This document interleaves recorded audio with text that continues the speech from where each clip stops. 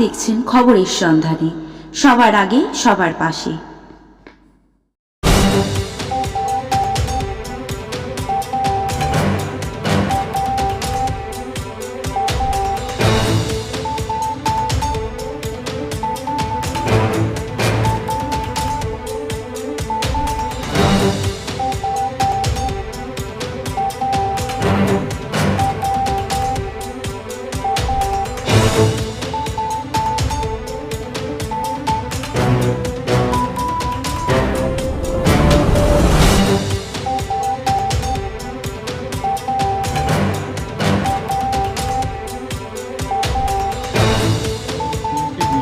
তিনটি বিভিন্ন ঘটনায় আপনাদের অবগত করার জন্য এখানে ডাকা হয়েছে।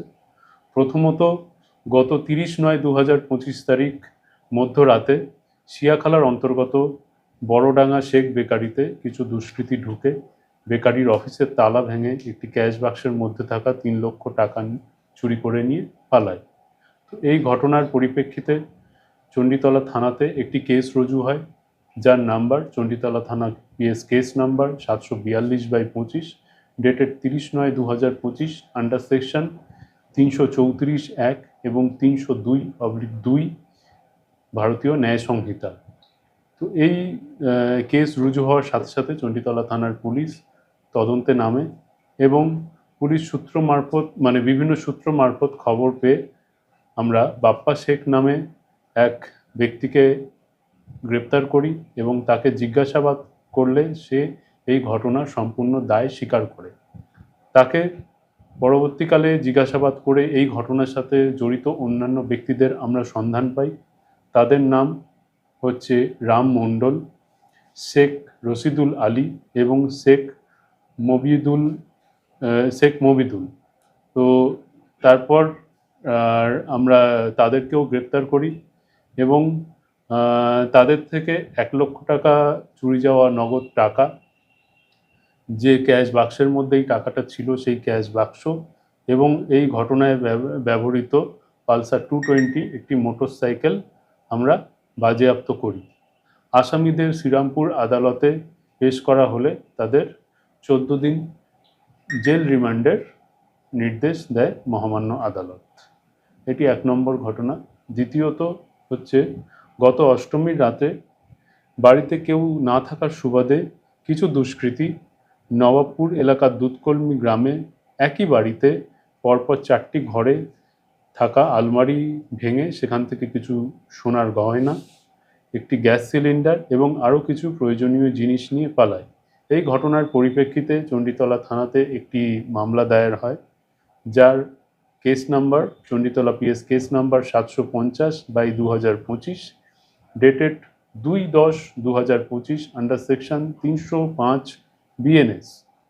তো এই ঘটনায় তদন্তে নেমে পুলিশ শেখ আলিম নামে এক ব্যক্তিকে গ্রেপ্তার করে এবং তার কাছ থেকে সেই চুরি যাওয়া গ্যাস সিলিন্ডার এবং সোনার গয়নাগুলো উদ্ধার করা হয় এবং তার কাছ থেকে পরবর্তীকালে একটি টোটো উদ্ধার করা হয়। তো এই ব্যক্তিকে আমরা আদালতে পেশ করি এবং তাকে 4 দিনের পুলিশ রিমান্ডে নির্দেশ দেন মহামান্য আদালত। এই ঘটনার সাথে অন্যান্য কারা জড়িত আছে বা আরও কিছু চুরি গেছে সেইগুলো আমরা তদন্ত করে এর পরবর্তী পর্যায়ে সেইগুলো আমরা বার করব। এটা 2 নম্বর ঘটনা। এবং তৃতীয় এবং শেষ ঘটনা হচ্ছে, গত 4/10/2025 তারিখ মধ্যরাতে চণ্ডীতলা থানার বেচারাম দে নামক এক ব্যক্তি থানায় একটি লিখিত অভিযোগ দায়ের করে যে তার দাদা সুফল দে তাকে তার নিজের ঘরে গলা কাটা অবস্থায় তার মৃতদেহ পাওয়া যায় এবং সেই মৃতদেহে একাধিক আঘাতের চিহ্নও পাওয়া যায়।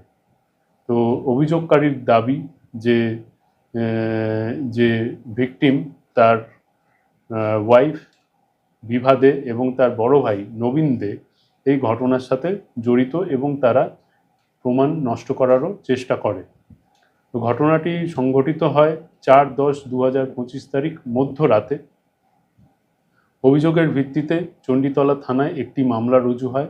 Chanditala PS case number 752/25 dated 4/10/2025 under section 103(1), 238 এবং 61/2 বিএনএস।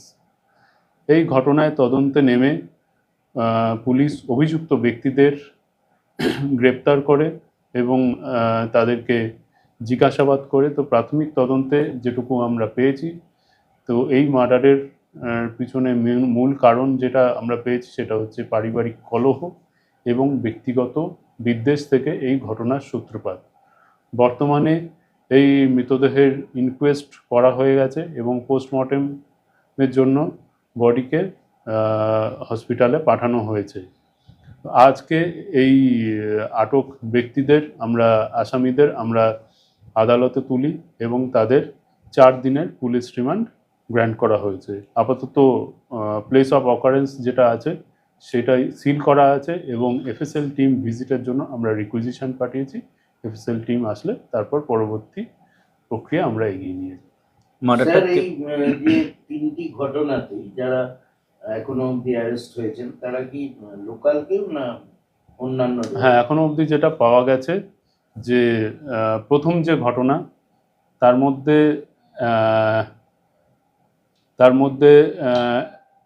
2জন লোকাল আছে, 3জন লোকাল আছে। লোকাল বলতে আমি বলছি যে হুগলি জেলারই বাসিন্দা। আচ্ছা।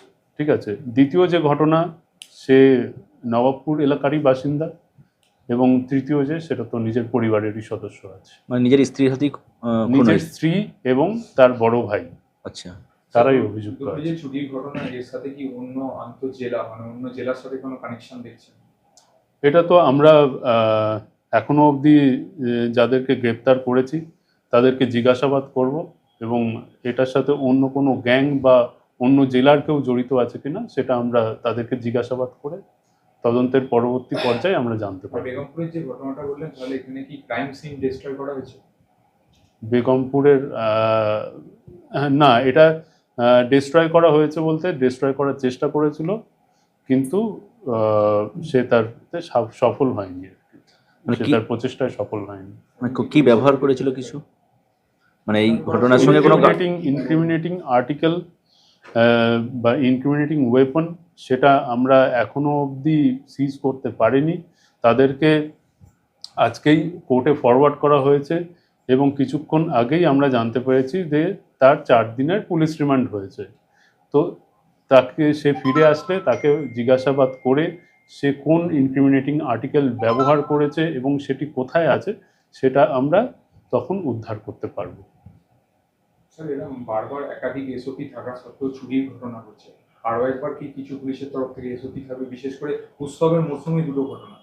উৎসবের মরশুমে আপনারা জানেন যে কম বেশি সব জায়গাতেই এই ধরনের ক্রাইমগুলো, চুরি, ডাকাতি, ছিনতাই, এগুলো সব জায়গাতেই উৎসবের মরশুমে বাড়ে। তো আমাদের চণ্ডীতলা থানাতে ঘটনা ঘটছে, এটা আমি অস্বীকার করছি না, কিন্তু ঘটনা ঘটলেও সেটা আমরা ট্র্যাক করতে পারছি, সেটা আমাদের সাকসেস রেটও রয়েছে। তো আমাদের থানার পুলিশ যথেষ্ট তৎপর আছে এই ধরনের ঘটনাগুলো প্রতিরোধ করার জন্য, বা যদি কিছু ঘটে থাকে তো সেটা আমরা সাকসেসফুলি সেগুলো উদ্ধার করতে পারছি। যতটা পরিমাণ চুরি গেছে সবটাই কি উদ্ধার হয়েছে? পুরোটাই উদ্ধার হয়েছে।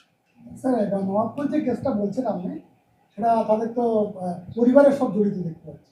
নবাবপুরে যেটা বলছেন এই চুরি, বাড়িতে কেউ ছিলেন না, ওটা আমরা তদন্ত করে মানে ইন্টারোগেট করে আমরা জানতে পারবো। ঠিক আছে, ওরা একটা পাওয়া গেছে, নিহারা বলে তাকে আর কি, মানে সোনার যে ধুলোগুলো যে ভদ্রলোক রাখতেন সেগুলো উদ্ধার করা হয়েছে। সোনার গহনা, সোনার নিহারা, গ্যাস সিলিন্ডার এবং টোটো, এই সমস্ত জিনিসই আমরা উদ্ধার করতে পেরেছি। কতটা গয়না ছিল, কতটা পরিমাণ গয়না ওইটা একটু বেশি না, 6-7 গ্রামের মতনই অ্যাপ্রক্সিমেটলি। কত টাকা? টাকা ওটা 50,000। ঠিক আছে, আর কিছু?